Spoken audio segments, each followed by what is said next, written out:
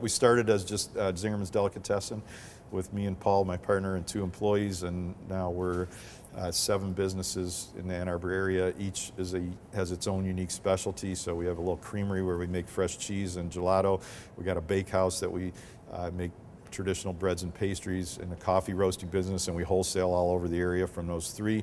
And then we have a restaurant which is all regional American food that's called Zingerman's Roadhouse. We have a mail order business. We ship food all over the country.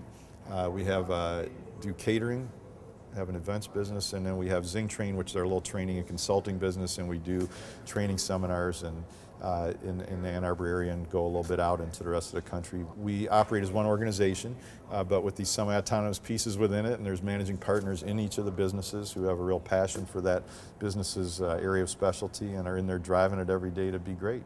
Last fiscal year did about $35 million in sales, which is big by our standards, tiny by other people's standards. The mission for us is sort of like the North Star.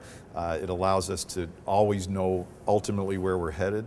Our mission is to bring people a great experience, and so we can communicate that really simply. If you start working today, I can put you out on the floor 2 minutes after you start. If you understand that you're really ultimately your only job is to bring people a great experience, there's maybe weeks, months, days, years of technical training we need to do to help you get better at your work, but you could still be focused on delivering a great experience. If we know where we're going, we know what that North Star is, we're going to have a far higher likelihood of succeeding, and people can feel good about their work. Vision is totally different because the mission is like the North Star. You could see it, but you never actually get there. The vision is at a particular point in time.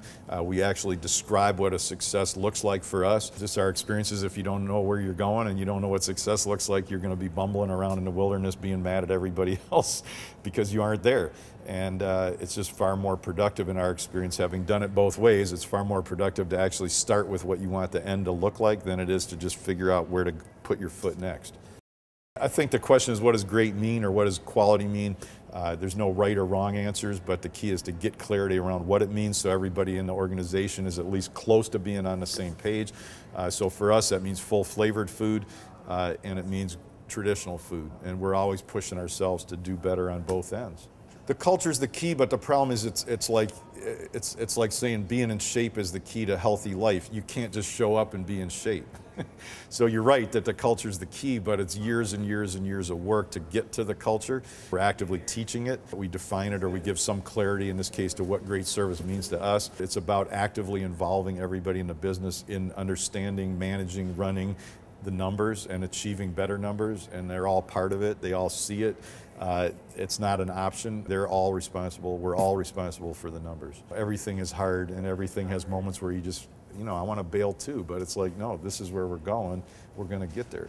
Zingerman's is someplace I hope you come visit.